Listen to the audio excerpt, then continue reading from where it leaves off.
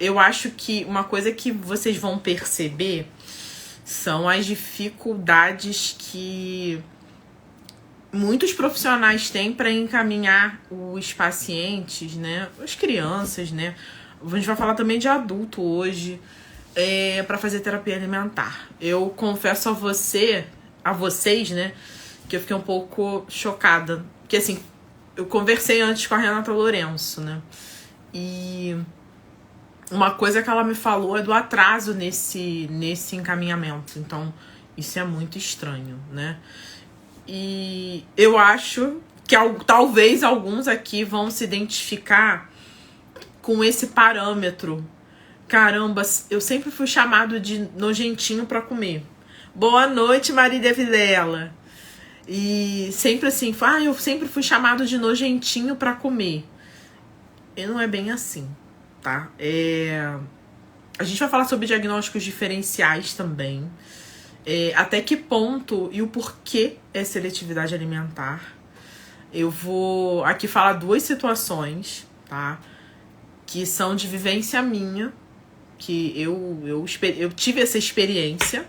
Boa noite, Ana. Muito bem-vinda. E eu tive essa experiência, tá? Não eu pessoalmente, mas com pacientes. E até que ponto também é uma questão sensorial. Olá, Leônidas, boa noite. Até que ponto é uma questão só sensorial? Pode ser também outros diagnósticos diferenciais. Anotem tudo, tá? Eu acho que é muito importante para quem é terapeuta e estará aqui hoje. E quem é pai também, mãe, quem tá com a criança, entre aqui hoje e pergunte mesmo por quê. Isso é modificador de qualidade de vida. E de vida, né? Boa noite, mamães do recreio. Seja muito bem-vinda. Ou bem-vindos, né? Que são mamães. É plural. Ai, Anny, de português. E essa profissional é uma profissional... Olha ela aí, senhorita Renata Lourenço. Deixa eu já colocar aqui.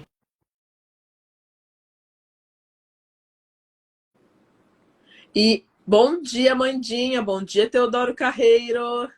Muito bem-vindos. Estou aqui no processo de autorizar a Renata. Olha ela, boa noite. Oi, gente. Boa noite, Neurolanders. Olha, boa noite, Anide. Boa noite. Eu estou só explicando aqui, Renatinha, com relação, assim, à importância do que você vai falar hoje. Que tem muitas pessoas que são chamadas de chatinhos para comer, mal educado, nojentinho, mamãe e papai não deu tapinha no bumbum, entre coisas diversas, e que podem ser desde erros da introdução alimentar lá atrás, mas que pode ser realmente relacionado a algum transtorno, né? E que a gente vai falar um pouco sobre isso hoje. Anide, queria me apresentar. Eu sou Renata, nutricionista infantil e terapeuta alimentar, né? Sou formada na UF em nutrição, sou formada há 16 anos, com especialização em nutrição materno-infantil, autismo, terapia alimentar, mestrado no Fernandes Figueira, com crianças, doenças raras, né? Crianças perinatais, crianças e adolescentes.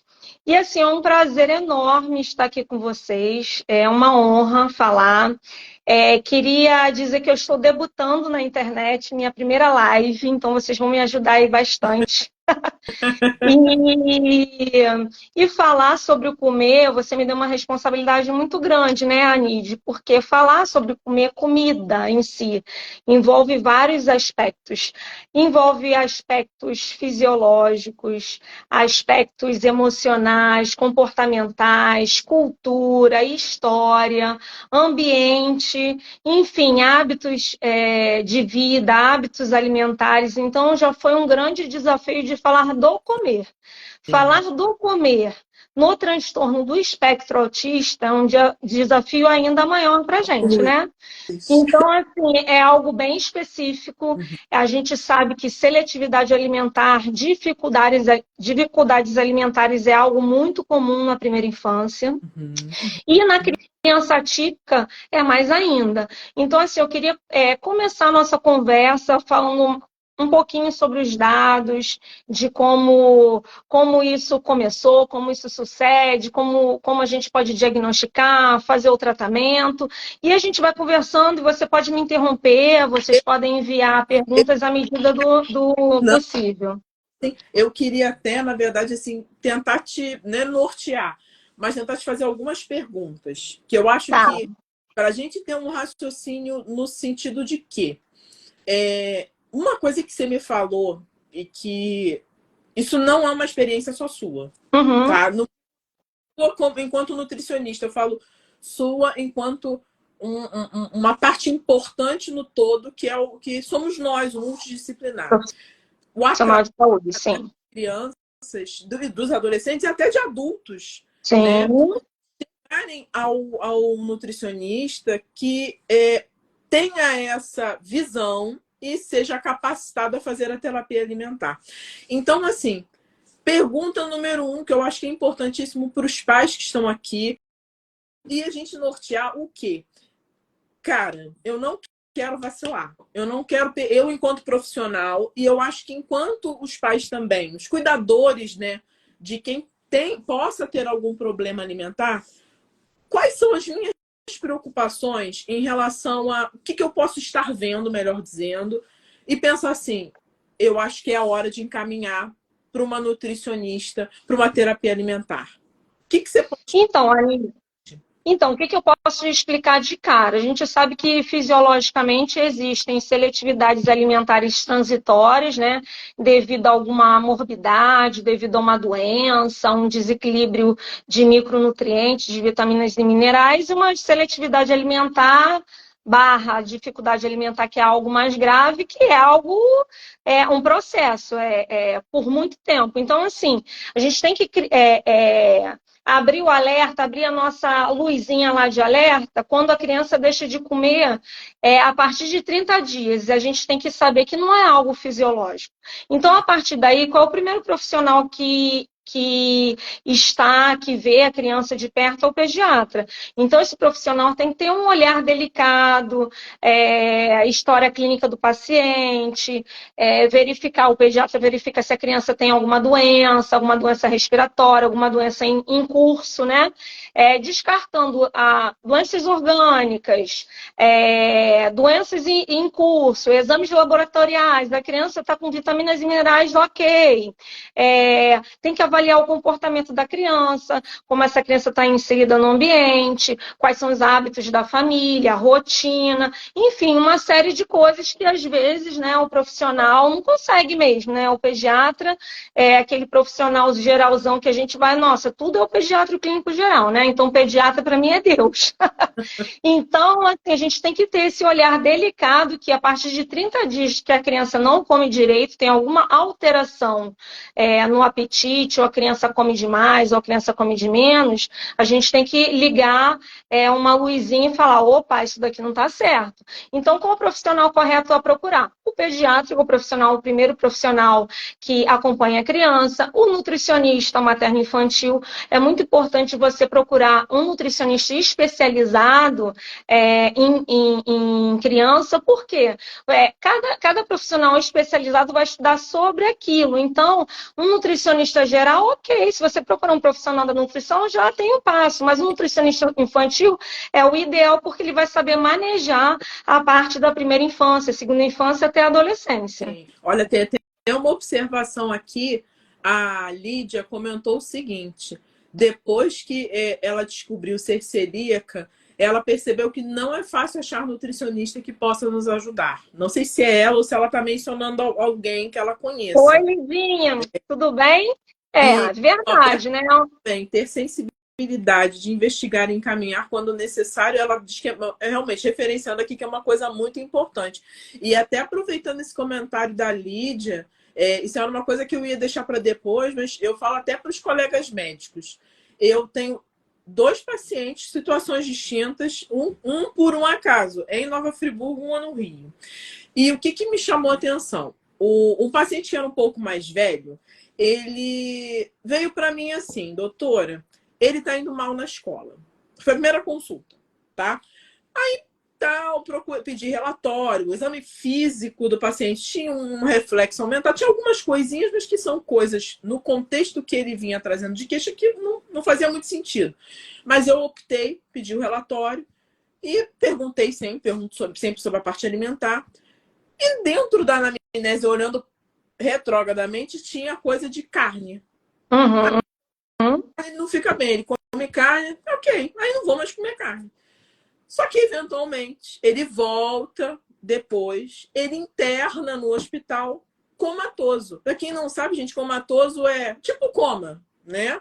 A pessoa não está só dormindo. O cérebro, ele está arrumando um jeito de descansar, de dar uma desligadinha, priorizar atividades só as mais básicas possíveis. Isso é uma coisa muito grave. E no contexto, aí eu revisitei aquela história e vi que toda vez que ele comia carne, até um processo de 48 a 72 horas, foi aí que entrou a história da escola, que ele não rendia bem na escola em decorrência do que ele comia. E, para mim, óbvio, com a internação, o que a gente descobre? Que ele tinha um distúrbio do ciclo da ureia. E que é uma disfunção, é um problema metabólico, né, Rê? Que afeta justamente o metabolismo de proteína. O que carne é? Proteína animal. Sim. E assim, tocando nesse assunto, exatamente, alergia alimentares, né? Alergia ao glúten, alergia à proteína do leite de vaca, alergia a frutos do mar, camarão, lagosta, alergia a oleaginosas, amendoim, castanha, castanha do Pará, castanha de caju, algumas frutas cítricas, né? Morango, kiwi, abacaxi. O abacate por cruzamento, devido ao látex, a banana também, que a gente acha que é um alimento. Banana, introdução alimentar, vamos colocar uma bananinha. Geralmente é o primeiro alimento que a gente introduz como mãe, né? Não como nutricionista. Vamos colocar uma banana, mas a gente esquece do potencial alergênico, né, desse alimento. E outros alimentos que a gente tem, a carne vermelha, como você falou, o trigo, que é o glúten. Enfim, alergias alimentares, né, é muito comum. Ao ovo também, tem essa parte do ovo. É muito comum descobrir na primeira infância, principalmente até os 3 anos de idade. Quanto mais tarde você descobre alergia alimentar, aquele paciente está num processo de, como é que eu vou falar? Arrastado, né? Aquele paciente que tem déficits nutricionais, de vitaminas e minerais. Muitas das vezes, pacientes celíacos, como você sabe, são pacientes emagrecidos, magros. Enfim, a gente tem que proporcionar no diagnóstico a qualidade de vida para o paciente, né, Anídia? Com certeza. E é o que a gente conversou. Comer é viver, né? E se a gente percebe uma ligação direta na queda da qualidade de vida, cara, não é só comer. É muito mais coisa envolvida em relação a isso. Então, eu acho muito interessante esse bate-papo que a gente vai ter hoje. Até a Júlia Albuquerque, gente. Júlia Albuquerque é uma nutróloga, uma colega médica que está aqui hoje na live. Júlia, vamos abusar. Beijo! Vamos abusar dela também. Minha. Falou que, assim, nutricionista que veja eu, Renata, então é quase impossível. Então, assim, aproveitemos a experiência ampla que a Renata tem, porque ser nutricionista, ver a qualidade e a interferência dos alimentos no desenvolvimento é uma coisa muito complexa e muito importante, tá? E o médico ele tem muita culpa em cima disso. O pediatra, ele faz o seu trabalho, mas ele faz o seu trabalho muito, eu acho muito rígido, né, Renata? É muito aquela cartilha, né? Aí você vê, não tá ganhando tanto peso, mas tá aprendendo, mas tá indo. Aí quando você vê lá na frente, existe, por exemplo, uma doença celíaca que não foi diagnosticada, um exemplo. Então, eu acho muito interessante falar sobre esses assuntos. Eu achei muito interessante você falar sobre o processo de 30 dias. Eu gosto dessas dicas.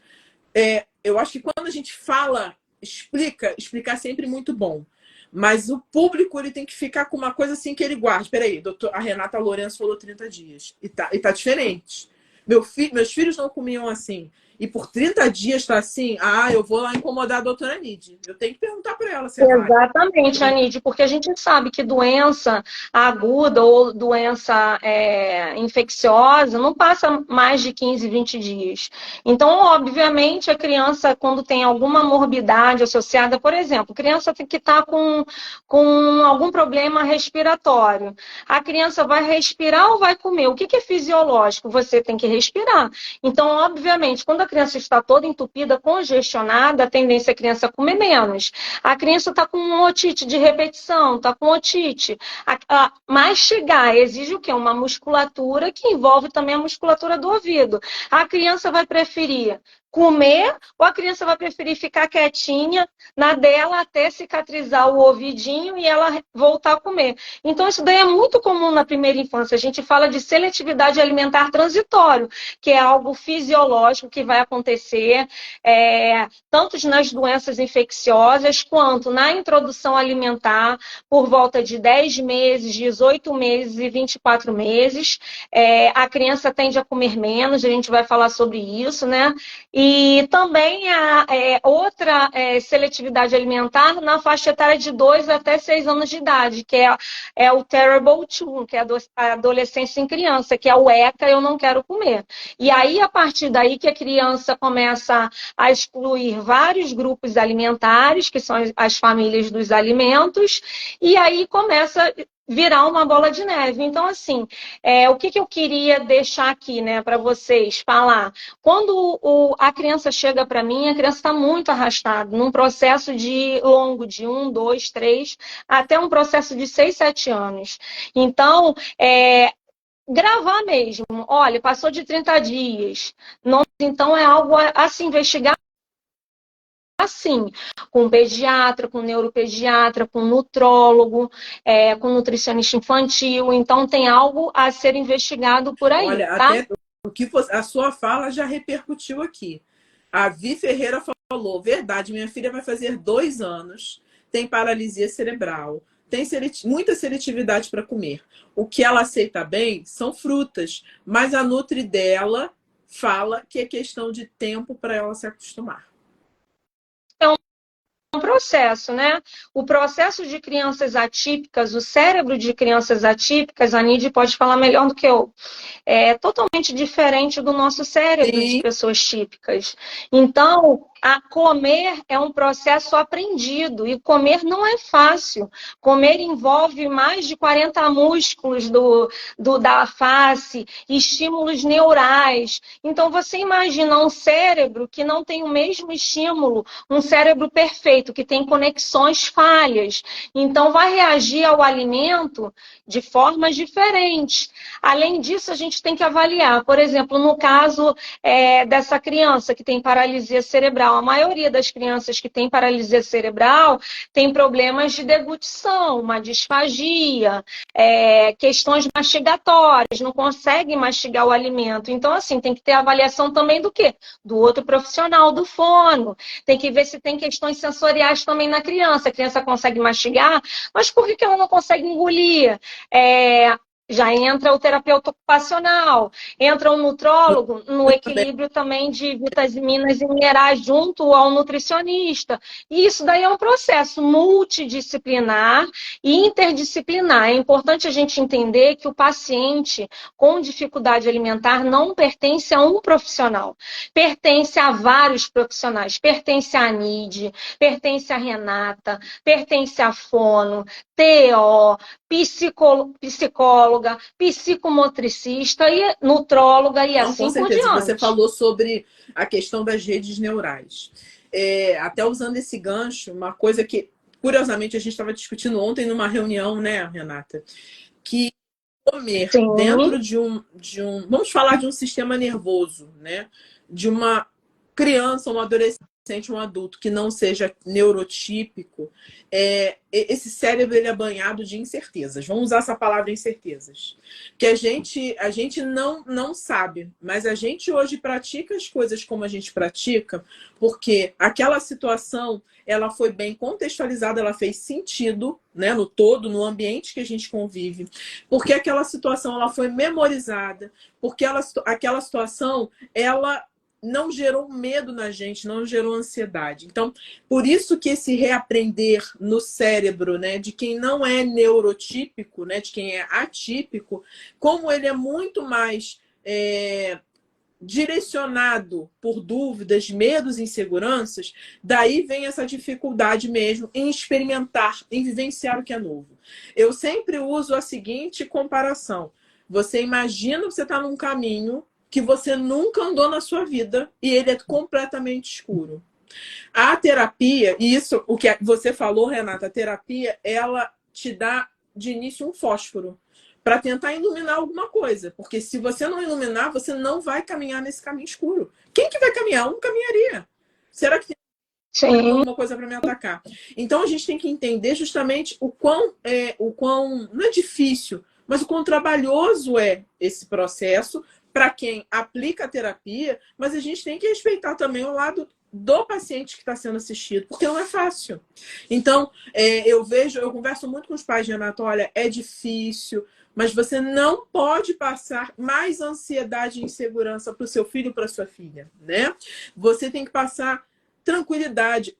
Ele ou ela vai comer tudo no primeiro mês, no segundo mês, no primeiro ano, não.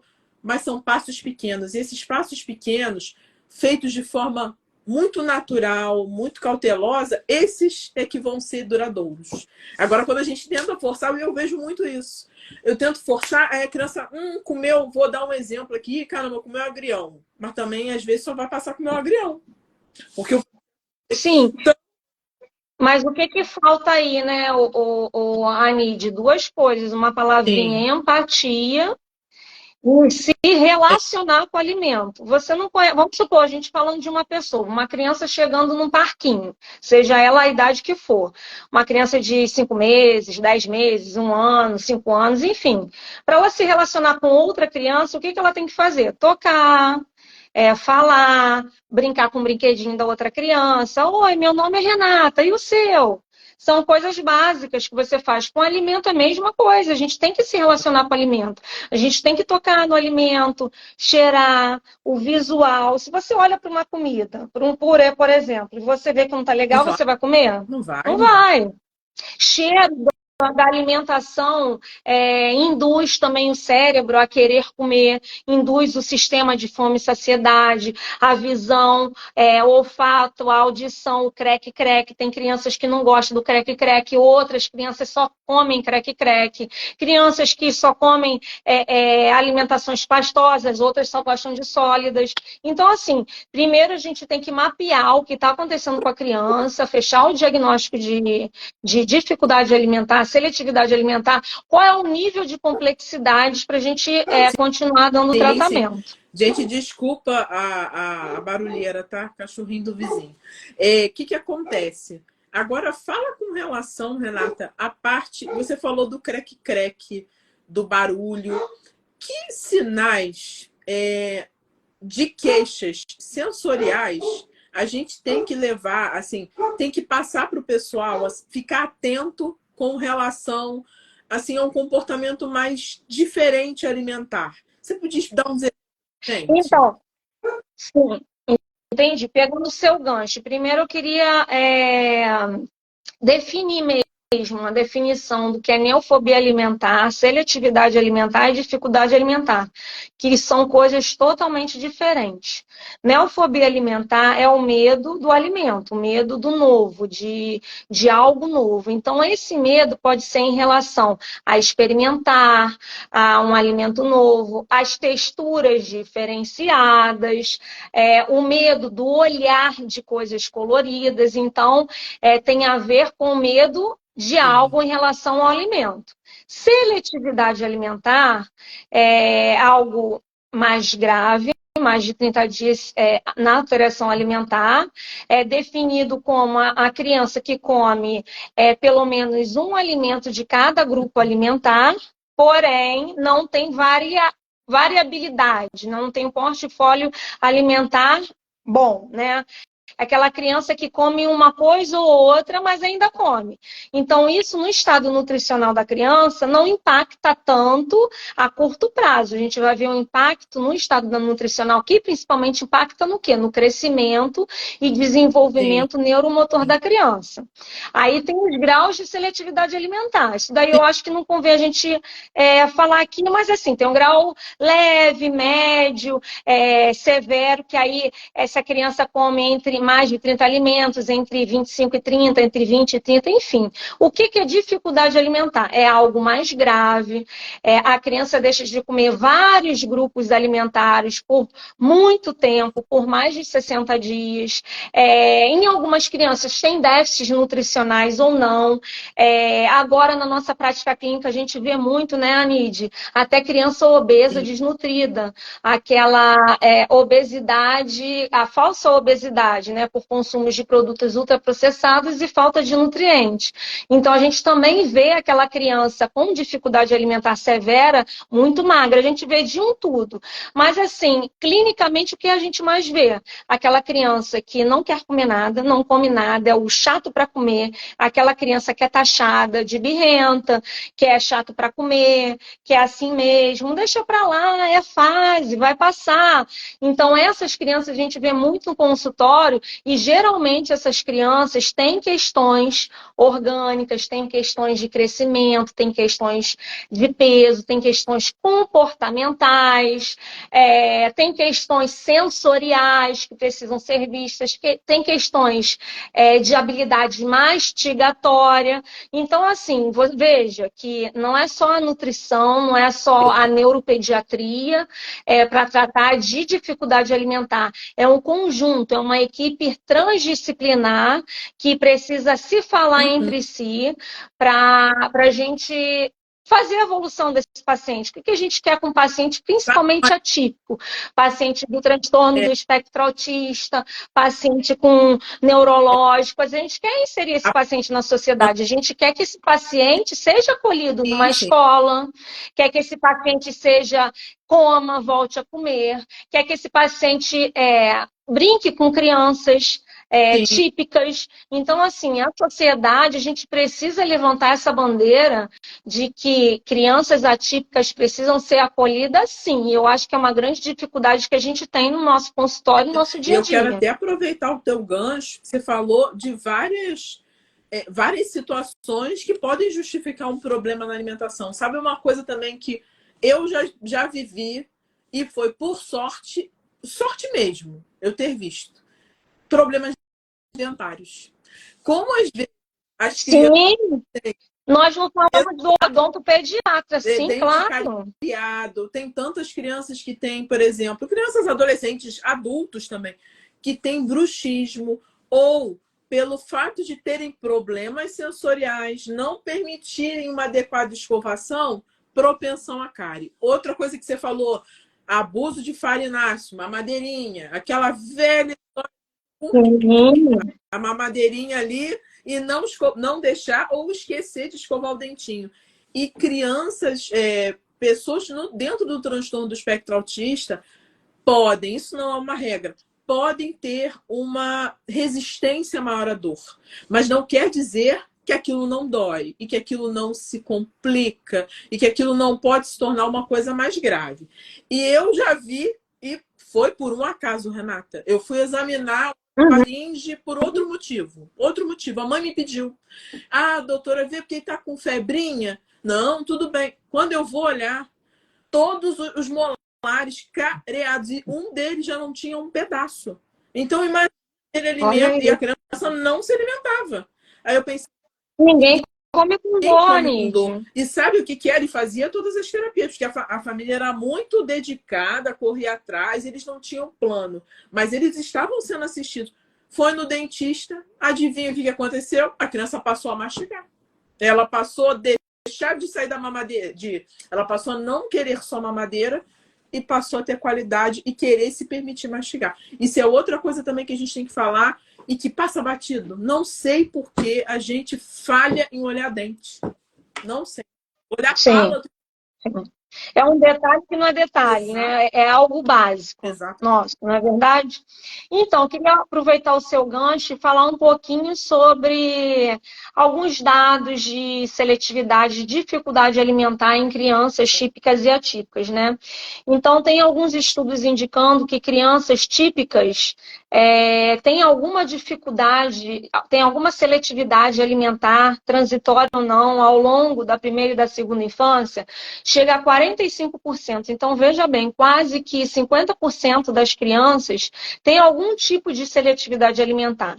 E quando a gente fala em crianças atípicas, principalmente do transtorno do espectro autista, esses dados sobem de 65% a 87%. Então, é o que a gente vê. Mais de 80% das crianças com TEA têm algum tipo de dificuldade alimentar. Então, é algo para ser explorado, estudado por todos os profissionais de saúde. E aí, Anide, a gente pensa o seguinte, né?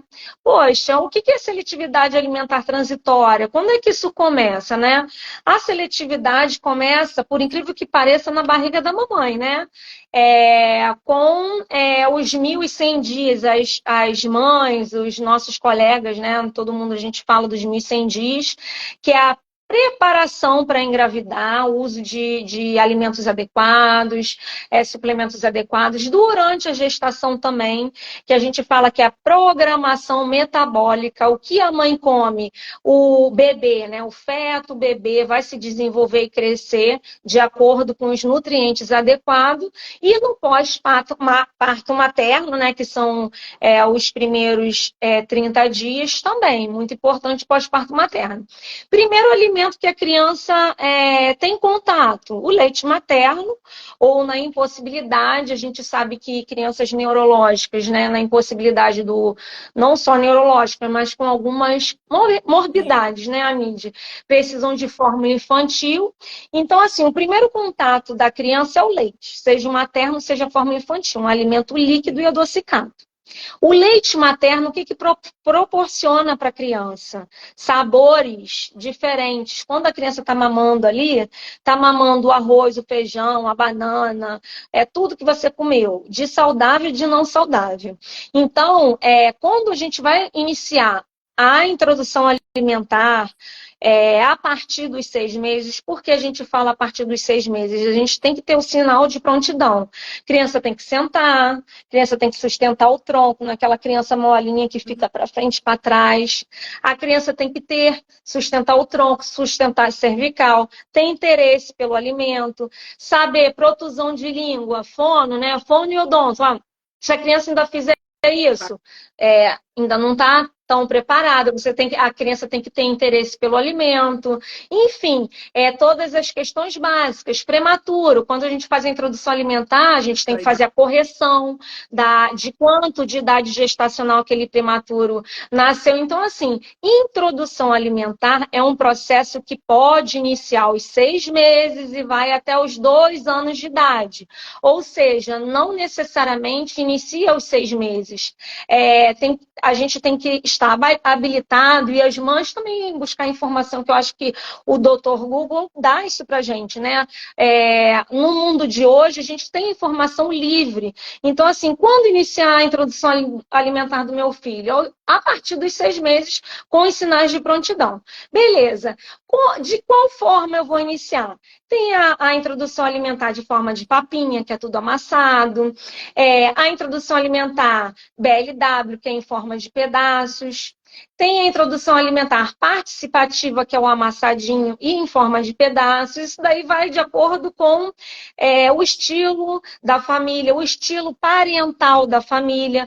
Isso daí vai de acordo com o entorno onde a criança está inserida. Por volta de 10, 12 meses, a criança até o primeiro ano de vida, Anide, me corrija se eu estou falando errado, a criança cresce, né? Cresce 2 vezes e engorda 3 vezes o peso. Então, com 12 anos, começa a primeira seletividade fisiológica, de 12 até 18 meses. Tem uma desaceleração no crescimento da criança. Então, a criança que comia de um tudo, aquele pratão, começa a comer menos. E aí você pergunta, ai, doutora, minha criança nunca comeu. E aí? Também a gente vai falar desses casos, mas eu estou pontuando para a gente entender. Então, há uma desaceleração no crescimento, então a criança tende a comer menos. Com 2 anos de idade, mais ainda. A criança só vai crescer de 2 a 6 anos de idade, de 4 a 6 centímetros ao ano. Então, há uma desaceleração tanto no crescimento quanto no ganho de peso da criança. E também, a partir de 2 anos de idade, a criança conhece o mundo, começa a querer brincar, ela começa a entender que ela está inserida no ambiente. Então, a criança vai preferir brincar ou comer? Obviamente que brincar, né? Do que comer. Então, tem essa seletividade fisiológica também de 2 a 4 anos de idade. Agora, voltando, isso daí crianças típicas. Voltando para a criança atípica, autista, por exemplo, é muito comum a gente escutar da mãe falando assim, doutora Renata, tia Renata que me chama, são meus pacientes de terapia alimentar, mas as mães. Doutora Renata, eu vejo que teve problema desde a introdução alimentar. Então, a criança não tolerava mesmo nenhum tipo, nenhum grau de texturas, nem pastoso, nem em grãos, nem amassado, nem liquidificado, nem nada, correto ou não correto para a introdução alimentar. Você vê que era algo diferente. Então, quando você vê que a criança abaixo de 2 anos de idade tem algo diferente, leve ao pediatra, leve ao neuropediatra. Diagnóstico de autismos podem ser feitos a partir de 1, 2 anos de idade. Me corrija se eu estou errada. E quanto mais cedo a gente fizer esse diagnóstico de autismo na criança, mais cedo a criança vai entrar com as terapias e mais cedo a criança vai ter um desenvolvimento e crescimento adequado. Então, a alimentação entra nisso. Se a criança tiver alguma dificuldade motora, neurológica, é muito difícil para o cérebro reconhecer que aquilo dali é o alimento da criança. Não, tá? ótimo. E assim, Renata, uma coisa muito importante que você falou sobre o diagnóstico precoce, né? Isso é uma dúvida, não para mim, mas assim, é uma dúvida que sempre é levantada. Mas, doutora, mas tem meses, não fez ainda 2 anos, tem 1 ano e poucos meses. Gente, nós avaliamos uma série de quesitos, tá? A nossa avaliação, ela ainda e sempre, acho que sempre, na verdade, deve partir desse princípio, clínica. Nós fazemos uma anamnese, a anamnese é uma entrevista. Dentro dessa entrevista, a gente não tem jeito, não dá para escapar, a gente precisa fazer perguntas que são repetitivas. Que, por exemplo, a Renata também fará, um outro terapeuta também fará, um pediatra também vai precisar fazer. Mas o conceito dessas perguntas nos ajuda a gente a montar as pecinhas do quebra-cabeça. E o que envolve, quais são os parâmetros clínicos que a gente aborda? A gente tem que entender que linguagem não é só isso aqui que a gente faz. Linguagem, inclusive, é a capacidade de você olhar para o outro, né? E respeitando, obviamente, a idade, porque quando a gente por meio de gestos, não é só verbal. É você falar, brincar, a criança sorrir, ela se mostrar muito atenta, alerta ao que está acontecendo ao redor dela, ela chorar quando ela está com fome, quando está com dor, ela também estranhar quando ouve uma coisa diferente, uma pessoa diferente, também produzir barulhinhos, isso tudo é linguagem, né? E também a gente avalia que o quanto dessa linguagem também está ligada ao nosso cognitivo, que vamos botar a palavra inteligência, tá? E dentro desse cognitivo, pode também, por muitas vezes, e não é incomum, atrapalhar no motor, como a Renata falou. Olha o que a Renata falou. Falar sobre alimentação, você tem que ter meios, você tem que ter proteção, você tem que ter sustento cervical, sustento de tronco. Você não pode só projetar sua linguinha para fora para você, de fato, começar a comer. Então, tem questões inerentes a todo o processo cognitivo, que é linguagem, que é comportamento, que é motor fino, motor grosseiro, adaptativo. Tudo isso é desenvolvimento. Então, Nada mais, nada menos, né, Ranide? Desculpa eu te interromper, que são que os marcos do desenvolvimento, que está naquela caderneta da criança que a gente fala que é tão importante, né? Quando a criança nasce, recebe aquela caderneta para quê? Para a gente saber o peso, a altura, o apigar do nascimento, o quanto a criança, né, chorou. Isso daí tem a ver o quê? Com o desenvolvimento neuromotor da criança, tem peso, altura, perímetro cefálico. Então, isso daí é a vida da criança para o profissional de saúde. A gente não vê, o paciente ele não tem que ser visto como o problema do paciente, o problema daquela criança, daquele adolescente, daquele adulto. A gente tem que ver o ser humano como um todo. Porque o todo é o que vai nortear a gente para traçar a melhor estratégia de tratamento. Rapidinho, Daniela Rocha Lemos, deixa a live gravada. Dani, tem ali um link na minha bios, né? No link tem o YouTube. Todas as lives, elas são depois colocadas no YouTube. E depois eu vou pedir gentilmente para a doutora Renata passar algumas ajudinhas. A tia Renata / doutora Puxão de orelha da Ranide. Puxão de orelha. Dani, ó, beijo. A Dani é uma querida, é mãe de um paciente, o Arthur, ele é um querido, hoje fez terapia alimentar comigo. Beijo por, hein, Dani? Eu acho tão bonitinho que tá aqui na foto, lindinho. Então, aí, continuando assim, então você falou sobre o desenvolvimento, que é isso, que está na caderneta, ponto. E de que é possível a gente determinar um diagnóstico do transtorno do espectro autista a partir do que é o mais importante, é o mais pertinente. A história, exame clínico desse paciente. É isso. O que modifica por muitas vezes é que a gente tem que pensar em diagnósticos diferenciais, né, Rê? Às vezes faz certas coisas porque ela pode ter uma deficiência auditiva. Às vezes ela não tem TEA, mas ela pode ter algum problema sensorial aí na alimentação. E aproveitando esse ensejo, Renata, todo mundo que tem, isso é uma pergunta que vale ouro. Todo mundo que tem, eu não vou nem falar o nome do negócio, mas problema sensorial é autista? Tem transtorno do espectro? Não, transtorno do processamento sensorial ou questões sensoriais, nem todo mundo que tem transtorno do processamento sensorial, que tem questões sensoriais é autista, tá? Então eu atendo muitas crianças típicas, né, que são as crianças normais, que não têm TEA e tem transtorno do processamento sensorial. Enfim, o que é transtorno? Eu não sou TEOR, mas vou tentar explicar um pouquinho. São questões de dificuldades nos sistemas, né? Olfato, paladar, audição, tato, tem também o sistema vestibular, proprioceptivo, que são os sistemas de equilíbrio, de você andar em linha reta, quando a criança está em movimento, se ela não enjoa. Então, assim, a terapeuta ocupacional faz esse diagnóstico. Então, muitas das vezes a criança tem nervoso em mexer em alguma textura. Claro, a gente cita o alimento porque a criança tende a mexer em texturas de alimentos e de brinquedos na primeira infância. Então, o alimento sempre está envolvido aí. Então, nem todo mundo que tem questões sensoriais é autista. Mas a maioria dos autistas tem quase que mais de 90% questões sensoriais. Tanto questões sensoriais e questões comportamentais envolvidas na alimentação, Anide. E isso faz parte, a gente usa, né, o DSM-5, né? Que é uma diagnósticos, vamos botar de doenças mentais, né? E desses critérios existem os critérios tipo B. Esses critérios tipo B, novidade. Eles falam de uma certa forma sobre o caráter ansioso, obsessivo, compulsivo que cerca certos comportamentos.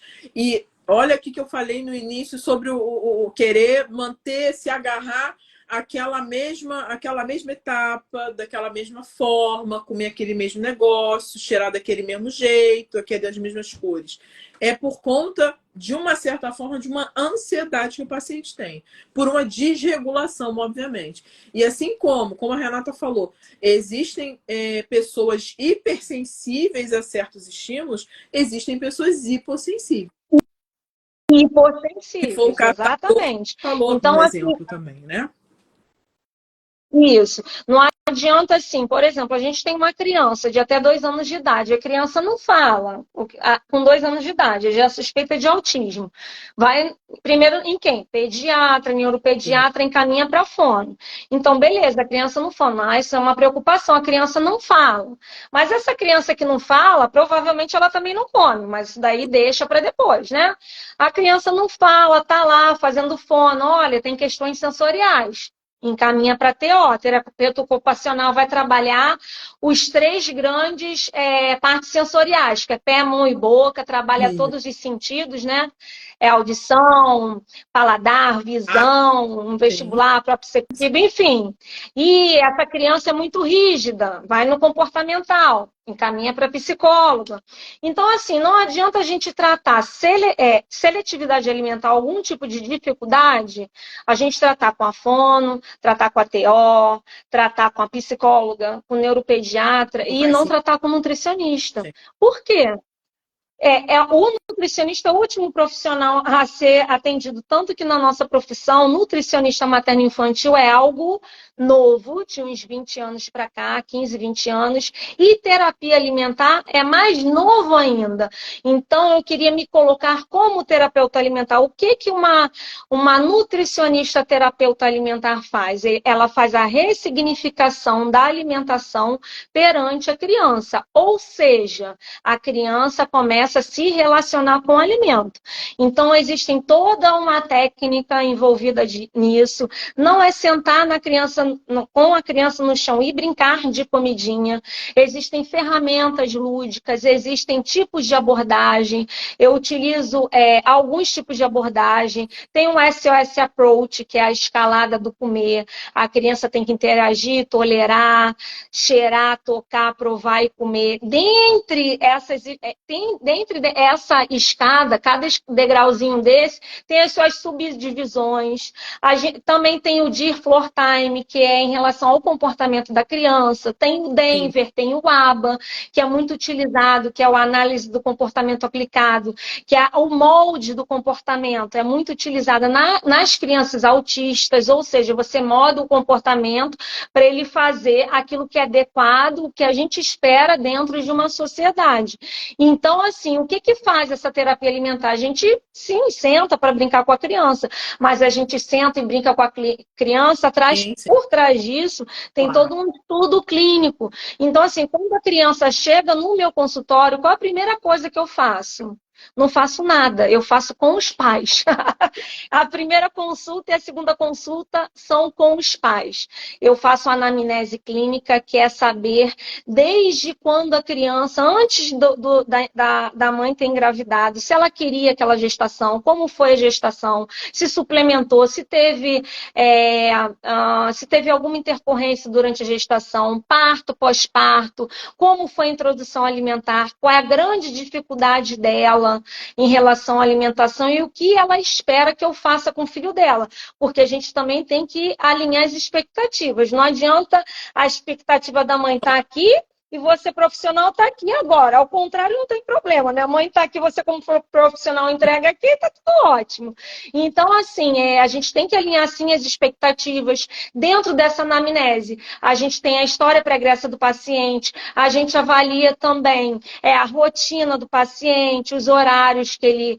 Enfim, a nutricionista é a fofoqueira de plantão, Anide, porque a gente sabe do paciente, quando o paciente acorda, quando o paciente vai dormir, quando o paciente, que horas que o paciente come. Geralmente, a rotina alimentar dos pacientes são atreladas à rotina de horários, né? Então, se você tem uma criança que vai para o colégio 1 hora da tarde, provavelmente essa criança, dependendo da idade, acorda entre 7 e 8 e meia da manhã. E aí começa o café da manhã, colação, que é o lanche da manhã, almoço, lanche da tarde e janta. Mas eu queria chamar a atenção que nós estamos falando de crianças atípicas, que isso daí tudo é de crianças típicas. Criança típica, quando a criança toma um leite, uma mamadeira, quando a criança come um biscoitinho, a tendência da mãe é fazer o quê? Então, assim, aquela euforia. Então, quando o paciente chega para mim, a gente tem que investigar, resgatar os alimentos desde a introdução alimentar, o que ele comeu, todos os alimentos que ele já teve contato na vida, todos os grupos alimentares. Vamos falar um pouquinho dos grupos alimentares. Vegetais A, que são os verdinhos, vegetais B, que são os legumes, vegetais C, que são o arroz, cereais e tubérculos, arroz, macarrão, batata, feijões, que é o grupo a família da leguminosa, frutas, carnes, que são proteínas, e leites e derivados, que é a parte dos laticínios. Então, esses 6 grupos alimentares, a gente tem que avaliar em cada grupo alimentar o que a criança já comeu, o que ela já teve contato, o que ela já comeu, a consistência que a criança já comeu. A criança gosta de batido, gosta de sopa, líquido, crocante, gosta de coisas fritas, amassadas, macia, granulosa, enfim, a textura, a cor também do alimento. Então, tudo isso daí é avaliado no teste de sensibilidade após essa entrevista com os pais. Geralmente é numa única sessão a entrevista com os pais. Se eu avaliar que dependendo da complexidade, da dificuldade alimentar, eu já tive casos de fazer 2 entrevistas com o pai. Não adianta só a mãe ir, tem que ir a mãe e os cuidadores ao redor da criança. Por quê? Todos nós temos que estar em sintonia para saber o que vai ser feito com a criança. Não adianta a mãe que está ali todo dia levando as crianças na terapia saber das orientações e o pai, a avó, a babá, o tio, o periquito, o papagaio não saber, não ter conhecimento. Então, o importante, às vezes, na minha consulta, entra 5, 6 pessoas. As secretárias ficam assim, doutora Renata, é isso mesmo? Eu falei, é isso mesmo, bota mais cadeira. Então, assim, quanto mais gente da família você puder entrevistar, conversar, mais informações você coleta. Quando inicia a terapia alimentar? Quando a gente avalia que o grau de complexidade da alimentação dessa criança, a relação do alimento dessa criança não está bem. Então, geralmente, são crianças que excluem grupos alimentares inteiros. São crianças que têm problemas de questões sociais para comer. A criança não come na frente de outras pessoas. A criança vai numa festinha, tem que comer antes ou nem come, porque não come determinados alimentos. Então, tem um prejuízo social, tem um prejuízo nutricional. Às vezes, muitas das vezes, em exame laboratorial, aquele exame que a gente pede, Anide, que vocês veem, nossa, mas para que isso tudo, né? Para isso tudo, porque se a gente tiver um excesso de micronutrientes, de vitaminas e minerais, ou um déficit, há um desequilíbrio que pode afetar o eixo fome-saciedade, afeta também as papilas gustativas, ou a criança tende a comer de menos, não ter vontade para comer, ou a criança tende a comer demais. Então, a terapia alimentar é para isso, para a criança ressignificar o alimento perante a vida. E quando a gente fala em dificuldades alimentares, a gente tem que saber que existe a tríade da dificuldade alimentar, né? Que é a recusa alimentar, que é a falta de apetite e o desinteresse pelo alimento. Então, quando a gente tem um filho que não quer comer, não tem interesse pelo alimento, pode ser sim alguma causa orgânica. Então, eu já peguei muitos pacientes autistas com problemas orgânicos. A Júlia, a doutora Júlia, nutróloga, doutor Junqueira, que também acompanhou comigo, meu paciente, que eu não vou citar nomes para não expor a criança, a gente pegou em muitos anos, em novembro do ano passado, um caso de escorbuto, deficiência de vitamina C em criança. Essa criança tinha deficiência de vitamina C, de vitamina A, vitaminas do complexo B, vitamina D era boa, era a única boa, mas os demais, zinco, que é um estimulador, né, de apetite, ele é um estimulador toda da parte Ele, gustativa faz- da pessoa, então essa ele criança era muito complexa. Ela chegou para mim, Uhum. Anide, só ingerindo isolado proteico, nem Uhum. leite ela tomava. Então, com o tempo, a gente foi equilibrando, né? Doutora Júlia comigo, equilibrando a parte de micronutrientes na parte de suplementação. Depois de 4, 5 meses, quando ocorreu esse equilíbrio, que não é uma coisa de uma hora para outra, nosso metabolismo, nossa fisiologia, cada pessoa tem a sua. E aí, quando houve esse equilíbrio, essa criança começou a comer. E hoje essa criança, obviamente, é uma criança autista, tem todas as suas limitações, mas hoje essa criança come. Toma suco de laranja, suco de melancia, come arroz com batata palha, come chocolate, come pizza, come queijo, pastel. Então, assim, na dificuldade alimentar, a gente também tem que derrubar essa história de que não é saudável, não vou ofertar para a criança. Óbvio que você vai ofertar, sabe por quê? Porque numa dificuldade alimentar severa, no caso de autismo, a criança tem uma rigidez comportamental Uhum. muito grande. Quando você oferta um alimento não saudável para uma criança, veja bem, não estou defendendo Não, alimentação não saudável, fora de mim. Eu quero frutas, verduras e legumes. Mas quando a gente faz essa oferta para a criança do não saudável, dela querer provar sei lá, um chocolate, um batom da vida, ela está quebrando a rigidez comportamental dela. Isso daí é muito importante, não só na alimentação, mas com a prática da inserção da criança em outros e você, uma ambientes. coisa que é muito interessante também você ter mencionado, e eu acho que eu vou reforçar isso uma, duas, quantas vezes for necessária.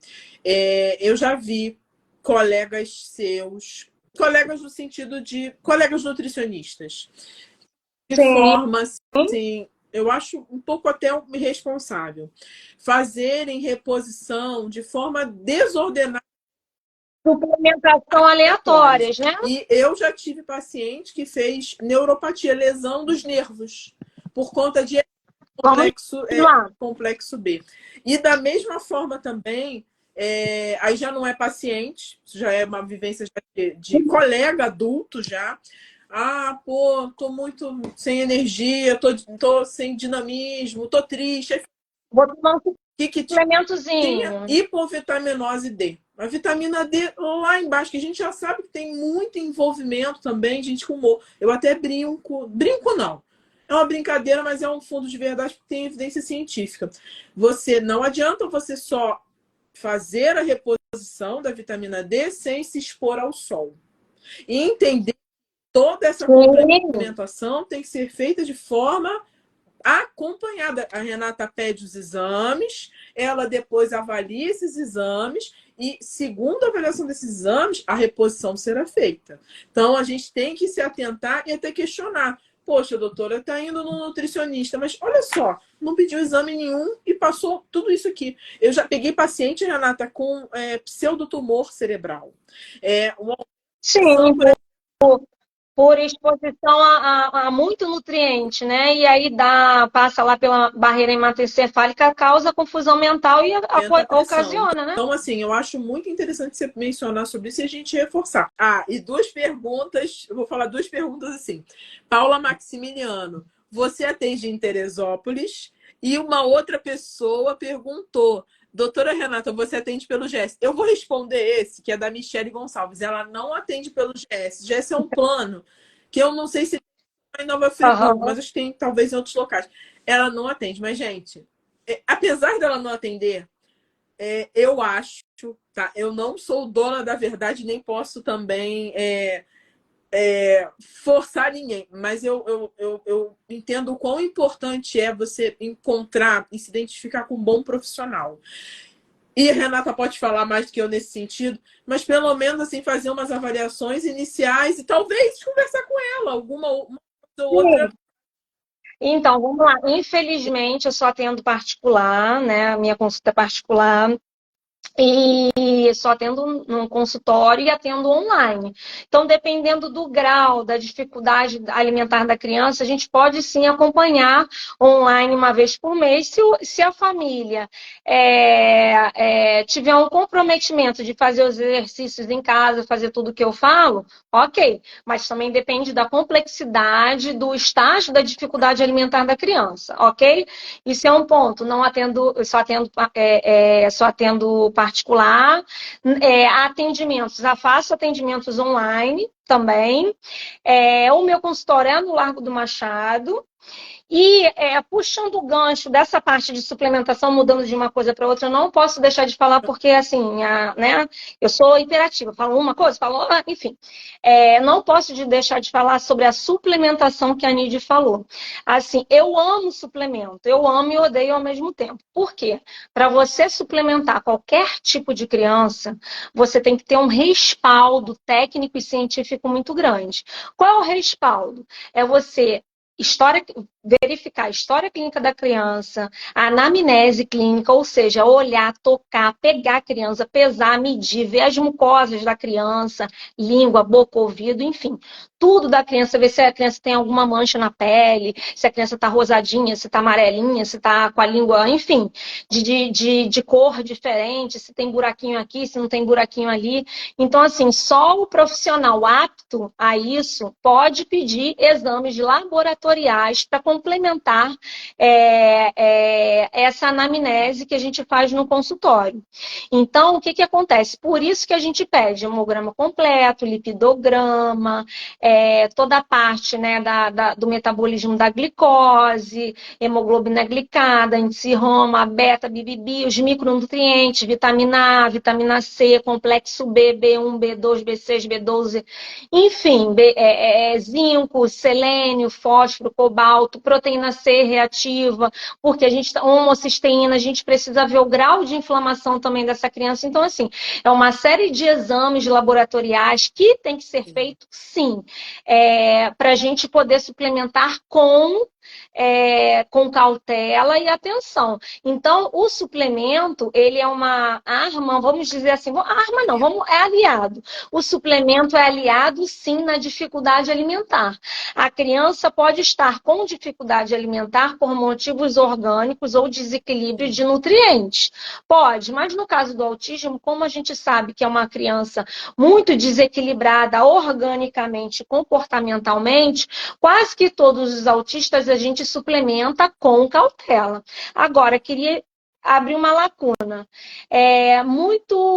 Na minha prática clínica, o que eu vejo muito, tanto em criança autista como criança típica, atípica e atípica, chegar com seletividade, dificuldade alimentar severa, com 3, 4 anos, tomando uma série de mamadeiras ao dia e suplementando esses pós da vida. Sou super a favor de suplemento, mas tem data e hora para fazer. Então, quando a gente ingere uma quantidade muito grande de leite com suplemento ou sem suplemento, então se a gente ingere uma quantidade de leite muito grande, ou uma quantidade de suplemento muito grande, você não vai ter vontade de comer. A criança não tem vontade de comer. E é o que eu mais vejo em minha prática clínica. A criança tomando 1 litro, 1,5 litro, 2 litros de leite com suplemento ao dia, Anide. Então, assim, metabolicamente, até para mim, tem 1,58 m, não vou falar meu peso, mas assim, você se imagina tomando 1 litro de leite por dia, 1,5 litro de leite por dia, você vai sentir fome? Você que é adulto? Não tem como. E você está falando sobre a suplementação. Eu não sei se quem está aqui já teve acesso, pelo menos já viu. Eu não vou falar o nome, mas existe, eu acho que é uma fórmula em pó, voltada para as crianças com transtorno do espectro autista, falando que assim, isso vai fazer o seu filho falar. Gente, cuidado. É marketing, né? Existe o marketing, eu acho que deveria ter, sim, uma fiscalização, uma legislação em torno A disso que gente não tem. Da mesma forma que eu queria até expor aqui, abrir esse canal para falar sobre a Lei 10.137, que foi publicada no dia 16 de outubro desse ano, regulando a terapia nutricional em paciente autista, Ranide. Então, assim, é lei, é direito do autismo, do paciente autista, ter terapia nutricional, que lá nos artigos, nos incisos, fala, né, de toda a dificuldade alimentar de ter um profissional específico. Qual é esse profissional específico? É um nutricionista infantil. Então, seja o nutricionista infantil que faça terapia alimentar ou não, independe. Para você fazer terapia alimentar, você pode ser qualquer profissional de saúde. Mas para acompanhar a terapia nutricional, que é o portfólio alimentar, o planejamento alimentar, evolução alimentar, só o nutricionista. Então, assim, foi um ganho nosso que, infelizmente, ainda, né, não está sendo, já está em vigor, mas, assim, até as mães conseguirem esse ganho perante o plano de saúde, eu acho que ainda vai ter uma lacuna muito grande. Mas existe essa lei 10.137 que foi publicada agora, em outubro, dia 16 de outubro, que dispõe sobre a terapia nutricional em pacientes do espectro autista e também transtorno do desenvolvimento global. Então, paciente com paralisia cerebral, paciente com microcefalia, paciente que tem algum transtorno de desenvolvimento global, entra nessa lei. E eu acho assim, fica também uma dica, isso é uma coisa que eu tendo a usar em tudo. Eu acho muito legal, porque às vezes acontece assim, os pais vão, eu estou muito preocupada, doutora, eu vou pagar essa primeira vez, vou pagar essa segunda vez. Eu acho que o doutor juiz ou juíza, eles têm um entendimento muito prático, tá? Não estou dizendo que é positivo nem negativo, mas prático no sentido de que eles não vão ler aquele monte de coisa que a gente escreve. Claro que a gente tem que respaldar muito bem, é válido a gente botar, por exemplo, artigo, mas uma coisa que eu acho interessante a gente tem que passar cada vez mais praticar é usar escala.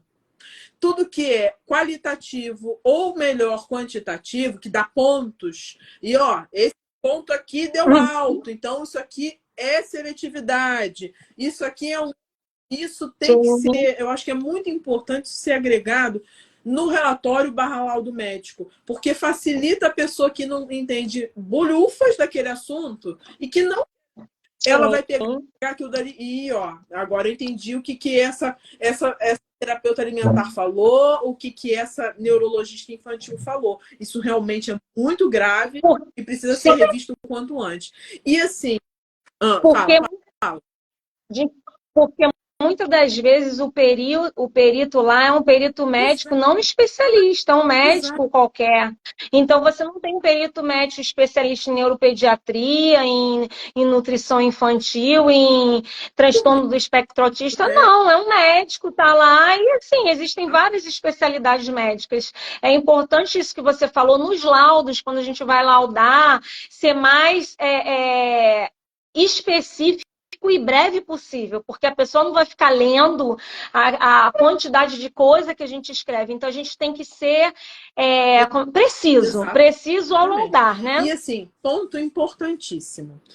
Existe uma questão com relação a um diagnóstico que, de uma certa forma, ele é recente dentro do nosso âmbito. A partir de 2017, ele foi tido como um diagnóstico, entrou no DSM-5, e ele relaciona a questão de transtornos alimentares. Ele está no capítulo, digamos assim, no grupo de transtornos alimentares. O nome dele é TARI. Você podia falar um pouco sobre isso para a gente, Renata? Sim. O TARI é um transtorno alimentar, então transtorno alimentar restritivo evitativo. A definição é simples, a pessoa não tem vontade de comer. Geralmente são pessoas que têm peso normal, peso adequado para a idade, crescimento adequado para a idade, que provavelmente a longo prazo a criança vai ter um déficit de crescimento e um déficit de desenvolvimento, né, psicomotor, mas a criança simplesmente não quer comer, não tem vontade de comer. E esse transtorno alimentar é muito atrelado ao comportamento rígido da criança. Então, tem muitos autistas, alguns autistas que apresentam TARI, que é o transtorno alimentar restritivo evitativo. Eu tenho 2 crianças com TARI no meu consultório, uma criança de 7 anos, que é uma criança típica. Todos os 2 que eu tenho no meu consultório são crianças típicas. Uma tem 7 anos, não tem vontade de comer, não tem nenhum problema neurológico, não tem nenhum problema orgânico, não tem nenhum problema nada. No teste de sensibilidade não tem uma questão sensorial, a criança mexe em diversas texturas, gosta do cheiro dos alimentos, ainda fala assim, que cheiro bom, tia Renata. Mexe nos alimentos, corta os alimentos, não tem questões mastigatórias, de deglutição, a fono, a TO também avaliou, eu avaliei. A criança simplesmente não tem vontade de comer ou tem medo de comer. Medo mesmo de engolir o alimento. Então, assim, é algo muito grave que a gente precisa ter atenção para esse tipo de criança, que muitas das vezes no consultório pediátricos são crianças de peso e estatura lá entre o percentil 10 e o percentil 50 no máximo. São crianças que, se for diagnosticada no início, a gente não tem esse déficit ponderal a longo prazo, nem um déficit cognitivo motor. Mas se a gente não fizer uma intervenção adequada, principalmente com psicóloga, neuropediatra, psiquiatra, endocrinologista e nutricionista infantil, isso vira uma bola de neve. É interessante até, eu acho que depois, ao longo da semana, a gente deve lançar na verdade, um feed sobre isso, porque andei lendo bastante sobre essa situação e ainda tem profissionais, não vou te falar que são todos, que tem muita dificuldade em identificar o TARI no paciente atípico, tá? A forma de tratar o TARI é bem diferente mesmo. É um apoio assim psicológico. Você falou sobre o papel desse profissional, que também já está incluído no paciente, né, junto ao paciente com TEA, mas é um trabalho diferenciado. Então, assim, fiquem atentos ao feed, que a gente vai falar sobre o TARI de uma forma geral e também a gente vai falar sobre como a gente vai, como é que a gente pode, quais são os pontos, né, mais expressivos para a gente pensar, isso parece uma seletividade, isso parece realmente, tem que pensar num TARI, e tem uma outra coisa também que é o picking, né? Sim, então, em transtorno alimentar, o que diferencia os transtornos alimentares em si, principalmente a parte comportamental. Por exemplo, uma anorexia nervosa, a criança tende a não comer e tá emagrecida, ter perda de peso ponderal. Uma bulimia nervosa, a criança come, mas ejeta os alimentos, né? Vomita os alimentos. A criança pode ter uma perda ponderal ou não.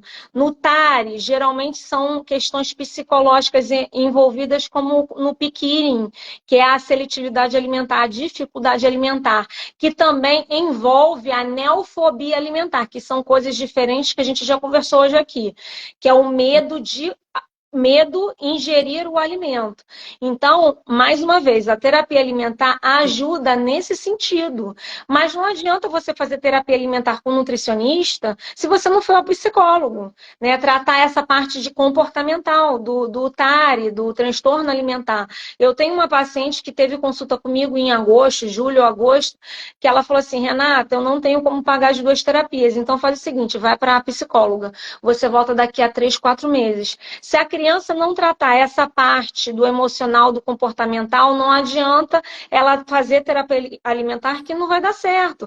Então, tem certos momentos na vida que a gente, como terapeuta alimentar, a gente tem que ter o discernimento, o quanto é importante. Nesse momento, esse paciente, essa complexidade, o mais importante é o psicólogo, é o fono, é o TO, é o fisioterapeuta, então vá nesses profissionais, depois vem em mim. Não, o mais importante no TARI, realmente, o mais importante nesse caso é um o nutricionista, junto com o psiquiatra e o psicólogo. Esses são os profissionais envolvidos. Claro que o neuropediatra entra na parte de exame, né, neurológico, que o psiquiatra tem exames que o psiquiatra não tem como fazer.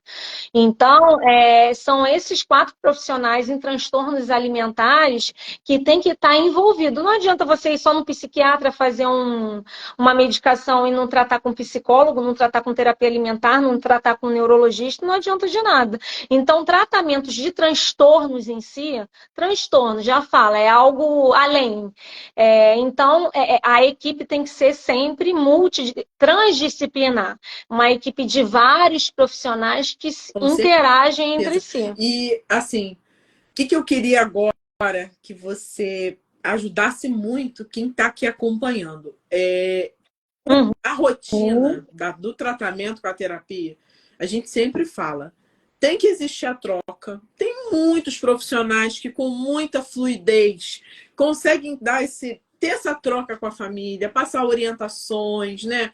Muitos deles semanais, outros, poxa, não são semanais, mas conseguem programar mensal, porque isso gera muita ansiedade nas pessoas que cuidam dessas crianças, desses adolescentes.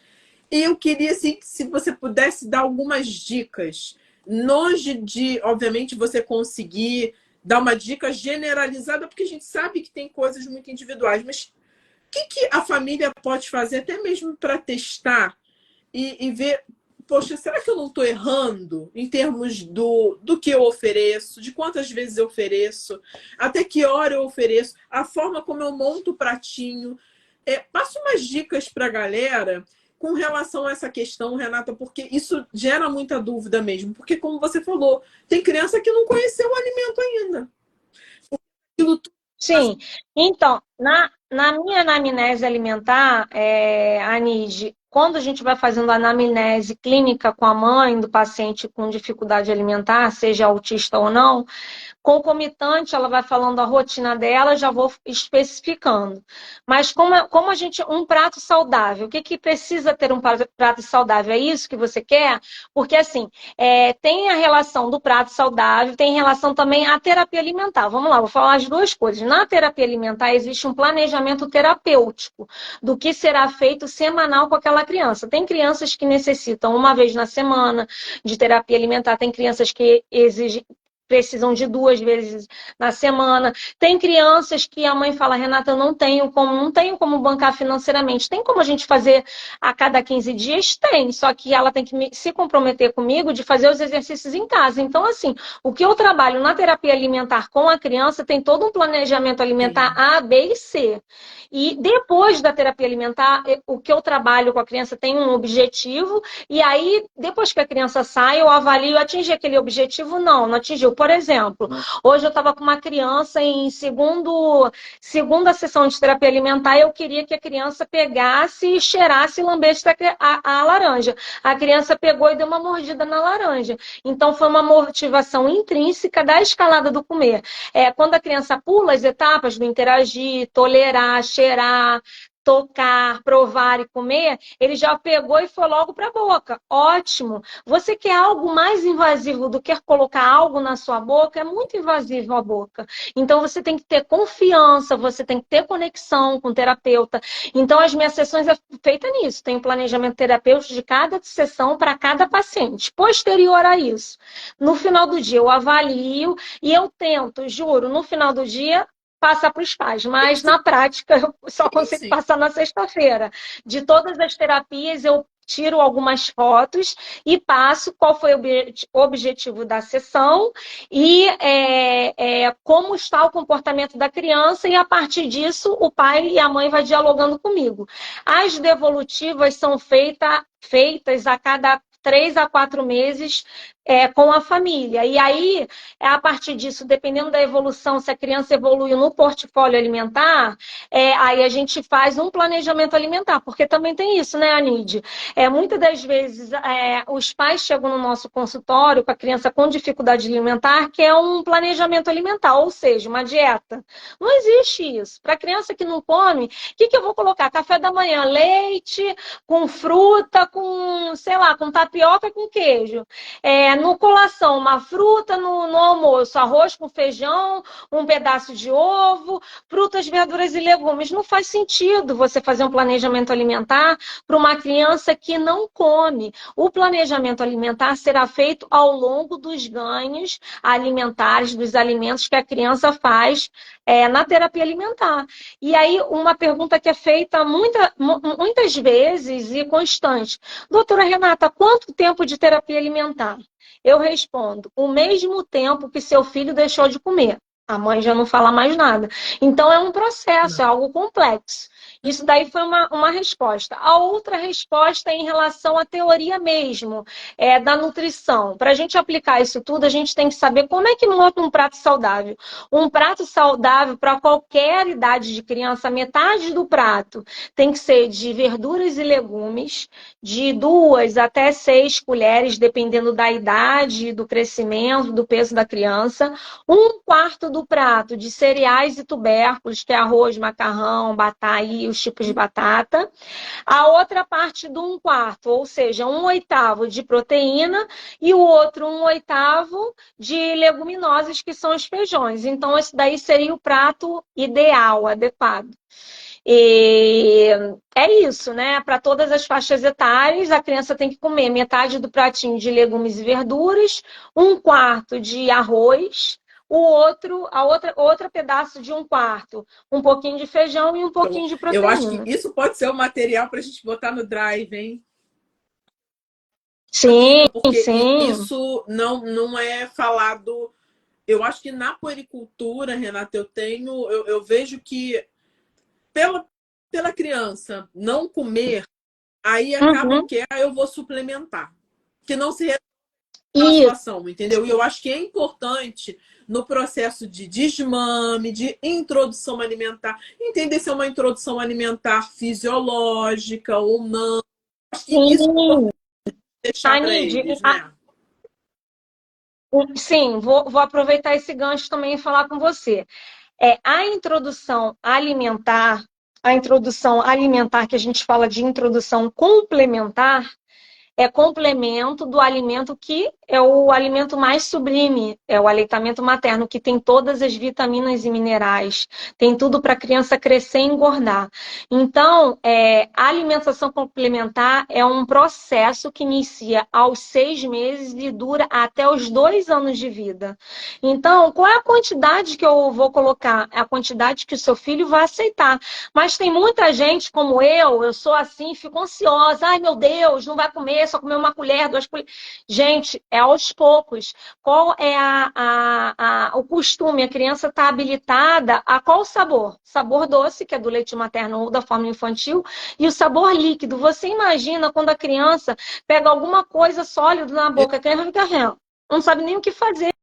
Ou tem aquele reflexo de gag, que muitas das vezes a mãe, nossa, vou vomitar, que é assim, esse reflexo. Né? É o reflexo de gag. Isso daí é um reflexo primário, é uma coisa comum. Obviamente, se a criança começar a ficar roxa, lábio roxo, aí sim é um engasgo e a gente faz a manobra, né? Mas, assim, é um reflexo comum. E a gente, como mãe, me incluo nessa, a gente tem que ter tranquilidade de ver a criança fazendo. E não tirar o alimento da criança ou ficar apavorada. Isso daí é um desenvolvimento oral, motor da criança, é um marco de desenvolvimento. Então, a criança, para aprender a comer em volume, em quantidade, ela tem que conhecer o alimento, ela tem que fazer aquela sujeira, tem que colocar a mão no alimento, jogar, colocar o alimento na cabeça, em tudo quanto é lugar. Obviamente que a gente, mãe, que eu também me incluo nessa, fica, ai meu Deus, sujou a roupa, ai, agora sujou a minha mesa. Ai, agora, Senhor, o que eu faço? Então, assim, a gente tem que respirar fundo e falar, isso daí faz parte do desenvolvimento da criança, qualquer tipo de criança, seja típica ou atípica. E isso daí influencia muito mais tarde, da criança aceitar o alimento. Então, existem alguns estudos dizendo que a criança que amamentou, que amamentou até os 4 meses, são crianças que têm uma probabilidade probabilidade menor de ter dificuldades alimentares, como também existem estudos dizendo que aquela criança que teve contato com fórmula infantil, né, que fez uma introdução mais cedo do que os marcos, né, de desenvolvimento aos 6 meses, tem uma probabilidade, uma chance maior de desenvolver seletividade alimentar e assim por Ó, diante. vamos agora ver aqui. A Amandinha Moraes comentou o seguinte, que a filha dela até os 6 anos, toda vez que ia a alguma festa, tinha que levar biscoitos e sucos, porque ela não comia nada, né, do que tinha diferente na festa. Não gostava de nada doce com açúcar, tá? Outra ponderação Uhum. também que foi feita, Valentina A. Valente. Essa eu já vou dar até a resposta. Já temos a resposta na nossa frente. A minha neta não come nenhum legume cozido e nem caroço de feijão. Ela faz terapia alimentar, mesmo assim ela não come. Já faz terapia há um tempo. O que eu faço assim? Não é propaganda. Todo mundo fala que a Renata é milagreira. Mas a verdade é muito trabalho pesado e um trabalho em equipe. Então, assim, às vezes é uma questão de ver sobre um outro prisma, uma outra forma de estar, É um né? detalhe. E eu achei interessante até, Valentina Valente, de buscar, entre em contato com a Renata, porque assim, Renata vai apresentar propostas diferentes que no contexto de vocês eu tenho certeza que vai agregar, porque não desista da terapia alimentar. A gente tem que tentar também entender como é feita essa terapia alimentar, como a Renata falou aqui durante o nosso Neuropod. E eu vou aproveitar uma última pergunta, eu prometo. Como é a recepção do seu trabalho? Assim, se você tem facilidade de passar um pouco das suas orientações nas escolas. Então, vamos lá, vou responder a pergunta da criança que chegava nos lugares, né, com os alimentos dela. O comer é um comer social. Você percebe que isso, a questão da seletividade, da dificuldade, ou enfim, não sei, essa criança, geralmente criança que faz isso, criança que já teve alergia alimentar, que leva seu pacotinho, seu lanchinho, sua marmitinha de casa. Então percebe que o comer também faz parte de você se socializar. Eu sempre falo para os meus pacientes, a criança aprende por 3 maneiras, e você também deve falar, Nide. A criança aprende a comer no ambiente, na socialização, vendo uma outra pessoa comer, que é o neurônio, vendo a outra pessoa comer, e o espelhamento, que é o neurônio espelho, fazendo as mesmas atitudes e movimentos que a outra pessoa que está à sua frente ou ao lado faz. Então, o comer, você inserir a criança não só no ambiente, mas também no comportamental, na cultura, envolve uma série de coisas. Então, essa criança, você imagina a cabecinha dessa criança, poxa, não vou no aniversário porque não tem nada que eu goste de comer. Então, assim, nos aniversários da minha filha, eu sempre tenho uma preocupação. Claro que eu sou uma pessoa atípica, né? Então, eu sempre tenho a preocupação de perguntar para os pais: a criança tem alguma atipia? A criança tem alguma alergia alimentar? Porque se a criança tiver atipia, já vai falar: olha, meu filho tem autismo, ou meu filho tem, sei lá, TDAH, ele tem déficit de atenção. Ah, minha filha tem alergia alimentar. A minha filha tem dificuldade alimentar. Ótimo. Qual a nossa estratégia como mãe, como pessoa que está ali dando a festa? O que o seu filho gosta de comer? Provavelmente aquela criança que está ali, por mais dificuldade severa que ela tem, alguma coisa ela come. Ó, é unânime, todos os meus pacientes com dificuldade alimentar comem pipoca, comem biscoito maisena. Alguns, um ou outro, come um milho, come, sei lá, um suquinho de uva. Então você tem que inserir, tem que ter pelo menos 1 ou 2 alimentos que essa criança coma no ambiente onde ela vai frequentar. Então, assim, eu acho muito delicado da pessoa que dá a festa ter essa preocupação de ter uma criança atípica, de ter uma criança com alergia alimentar, de ter uma criança com dificuldade alimentar. Porque isso é o que a gente mais vê, é uma coisa que está se tornando cotidiana. E a gente tem que normalizar isso. Eu acho que isso daí é uma questão de educação, respondendo essa pergunta. A sua última pergunta, meu TDAH já não me deixa, eu esqueci. Sua última Então, assim, pergunta. como você sente assim a recepção do seu trabalho dentro da escola, quando você precisa fazer uma orientação, uma adequação, e até aproveitando isso que você falou mesmo, que comer é um ato social, que precisa de espelhamento, você precisa entender que aquilo ali faz parte, aquilo ali não é nenhum bicho de sete cabeças. Como é que é a sua recepção nas escolas? Então, eu vou ser bem sincera, é muito difícil. Porque dentro das escolas existe um profissional de nutrição que é responsável pela parte de unidade de alimentação e nutrição, né? Que é o nutricionista da UAN.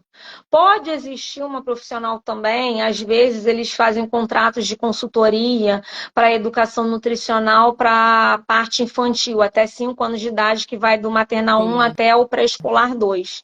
Existem escolas que fazem isso, sim. Só que é muito difícil você fazer essa orientação, principalmente com crianças com dificuldade alimentar. É difícil eu conversar com o meu colega de trabalho nutricionista. Você imagina explicar para a professora o que é uma dificuldade alimentar. Então, assim, muitas das vezes tem sim aborrecimento, eles não são receptivos aos laudos de você falar, porque assim, muitas das vezes a criança tem dificuldade alimentar, mas apresenta também um transtorno alimentar restritivo evitativo. E eles não entendem que aquele planejamento alimentar a criança não vai comer. Eu já tive escolas de falar, é um absurdo.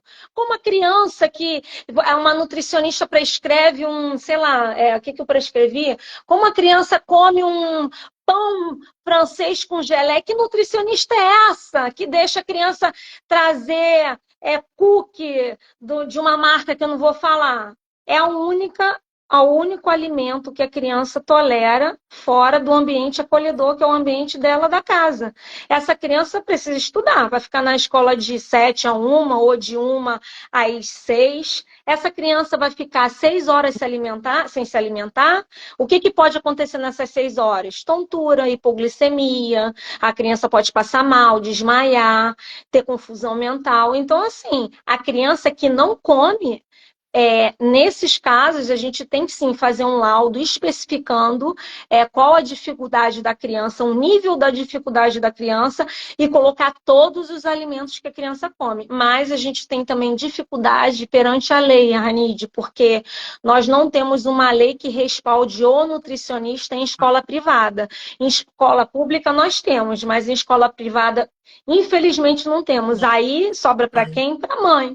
É a mãe que fica lá de frente com a escola, se estressando, batendo, falando. Então, assim, é algo muito complexo, é uma conversa bem delicada, é um assunto delicado que a gente trata Sim. aqui quase diariamente, essa questão do contexto escolar com crianças com E essa dificuldades lei que você alimentares. mencionou, que acaba funcionando para a pública, não é a lei que você tinha mencionado antes. Não, a Lei 10.137 dispõe sobre a terapia nutricional em pacientes autistas, transtorno do espectro autista e transtorno do desenvolvimento global. Essa lei dispõe que esses pacientes precisam de uma terapia nutricional, ou seja, de um tratamento nutricional específico, que a gente sabe que essa criança provavelmente não Sim. come direito. São dados, são estatísticas. Mais de 80% das crianças autistas têm seletividade alimentar, tem algum nível de seletividade alimentar. E pode até ter algum nível de transtorno alimentar também. Isso daí é uma coisa. Agora, a lei que respalda a criança de levar o alimento de casa para o colégio, a gente não tem nenhuma lei que respalde aquela criança com dificuldade alimentar severa. A gente não tem nenhuma lei que obrigue o colégio a ofertar os alimentos que ela come, que muitas das vezes são alimentos ultraprocessados, não são alimentos saudáveis. Então, assim, eu acho que existe uma demagogia muito grande em torno disso, porque a alimentação tem que ser saudável sim para a criança, mas é que a criança que não come, vai fazer o quê? Vai ficar sem comer durante 6, 7 Eu até te horas? perguntei isso porque eu acho que. Eu acho não. Eu tenho certeza que o início desse Neuropod, eu até conversei para você o que me motivou a começar esse projeto, para eu melhorar como profissional, ponto, e ajudar outros profissionais também a melhorarem. Melhorar no sentido de quê? a gente usar todos esses instrumentos existentes, a legislação, os atos normativos, os direitos, que são direitos que já existem, e muitas das vezes a gente não sabe nem como pegar esse instrumento e aplicar. Para a gente poder, gente, assim, a gente hoje está muito focado, e não me entendam mal, eu não estou colocando como uma coisa menos importante, mas eu percebo hoje a gente só coloca a nossa energia no que é o formal. A psicologia, a terapia ocupacional, a fonoaudiologia e, às vezes, a neuropsicopedagogia. Mas existe todo um campo, a partir do momento que você vê o ser humano como um todo, e que é muito importante a gente também lutar por esses direitos, por exemplo, a questão alimentar. Então, assim, depois, Renata, se houver essa lei para a escola pública, tá? Você me passa. Essa lei dispõe tanto para essa 10.137, que é a terapia nutricional, tanto do âmbito do público quanto do privado. Inclusive, o Programa Nacional de Alimentação e Nutrição, o PNAE, se não me falha a memória, tem até 2025 para implementar isso via SUS. Né? Agora, em privado, o que essa lei vai dispor para a gente? Provavelmente as mães vão entrar em mandado judicial contra os planos de saúde, porque eles provavelmente é muito difícil o reembolso da nutrição. O reembolso da nutrição são feitas 12 sessões anuais, e quando a gente trata de crianças atípicas, o que são 12 sessões anuais de nutrição? É nada, né? Então, para uma criança neurológica, isso daí você tem que ter um nutricionista pelo menos uma vez na semana, quiçá 2, 3 vezes, né? Então, é uma parte muito onerosa para a família fazer esse tipo de tratamento nutricional. E essa lei dá esse respaldo, tanto no público quanto no privado. É um respaldo de terapia nutricional, de ter acesso aos nutrientes adequados, compatíveis à vida. E a lei que dispõe sobre a escola, que eu não me recordo, é 11.000 e alguma coisa, que é de 2011, aí só dispõe das escolas públicas. Aí sim, eles têm a obrigação de ofertar, que é o CRE, que é a região, né, tem a obrigação de ofertar os alimentos que a criança consome, obviamente que precisa do laudo do pediatra, neuropediatra, do nutricionista, do nutrólogo e assim por diante. Mas eles acatam. Paciente de escola pública é tranquilo, ó, chuchu, beleza. O problema são pacientes atípicos em escolas particulares, que é o que eu mais atendo no meu consultório, por atender no momento crianças somente no particular. Já atendi muitos no SUS, né, que a gente sabe que é totalmente diferente. A gente primeiro, como é que a gente vai falar? Na nutrição a gente não medica, né? No SUS a gente medica para depois fazer as terapias. No particular a gente faz as terapias para depois medicar. Então é uma lacuna assim, diferente. Então a gente precisa correr atrás desse direito da criança. Sim, e eu acho importante me colocar, né, enquanto profissional que faço parte desse atendimento, me colocar nisso aí. Gente, ó, agradecer também, Refa Araújo, prazer foi meu, tá? Todos que não me acompanham, que não me seguem, sigam, gente. Não é só por luxo, porque eu vou me esforçar para colocar conteúdos muito legais, criar parcerias, ter trocas muito legais aqui também, como está sendo maravilhoso agora, tá? Então, o prazer é meu vocês terem hoje estado aqui com a gente, tá? E assim, tem aqui uma ponderação, eu vou falar para vocês, vai ser a última ponderação, gente. Não estou querendo ser chata, ó. Foli 1128. Já me botou aqui, ó, já gostei. Vai poder incluir terapia alimentar com nutricionista no laudo uma vez por semana? Sim, meu amor, não tem dúvida. Opa! Agradeço. Não é problema, gente. Igual a live da semana passada. Falamos sobre os direitos. Gente, problema é a gente não ter solução. Para mim é isso. Então, Exatamente. Olha, queria agradecer a Nid, Neurolanders, primeiramente, que é o público que nos acompanha, que é aquele público que está a cada dia no nosso consultório, no nosso ambulatório, né? Você ainda faz lá no SUS, eu ainda não, mas tem muita saudade, muitas saudades. Então, agradecer pela confiança ao nosso trabalho, que é um Sim. trabalho árduo, né? E a oportunidade de falar aqui ao público, minha primeira vez estou debutando, como você sabe, e é um imenso prazer, as portas estão abertas para a gente conversar sobre outras questões, o que a gente falou aqui é mínimo, é nada, né? Do que tem terapia alimentar, a gente pode conversar sobre as abordagens, pode conversar sobre essas questões de leis, também seria interessante pegar e fazer discussão de caso clínico de mães atípicas, do que elas querem mais saber na parte da nutrição.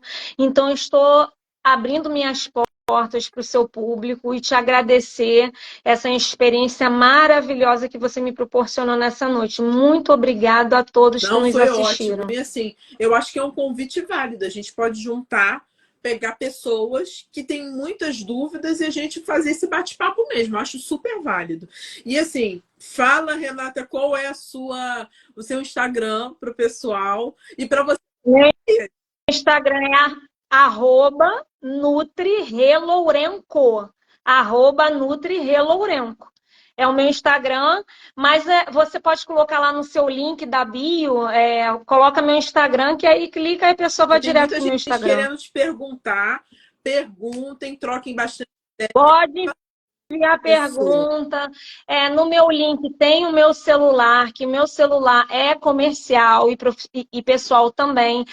Não sou muito online, tá, meu povo? Mas, assim, à medida do possível, eu vou responder de verdade. Eu não sou online no WhatsApp. Eu sou aquela pessoa que liga. Você ligou para mim, eu vou lá, falo, converso. Então, assim, à medida do possível que eu consiga responder, né? Eu vou respondendo, tirando as dúvidas, mas coloquem-se as dúvidas, podem me mandar o WhatsApp. Eu sou uma pessoa que eu gosto de conversar bastante e muito agradecida a vocês e a Deus também Isso aí. por esse E momento. fazendo agora o jabá, semana que vem. Então não percam o próximo episódio também. Todos os episódios depois são colocados no YouTube. E o link do YouTube tá lá na bios, tá? E no YouTube, gente, eu peço para vocês, sigam a gente, curtam, compartilhem, porque a gente quer fazer conteúdo útil para ajudar, para a gente aumentar a nossa rede de bondade, que é o que está faltando aí nesse mundo. Beijo, Gente, levando informação, esclarecimento, né? Quanto mais informação, mais beijo. esclarecimento. Boa Beijo. noite, Neurolanders. Tchau, tchau. Obrigada. Tchau, tchau.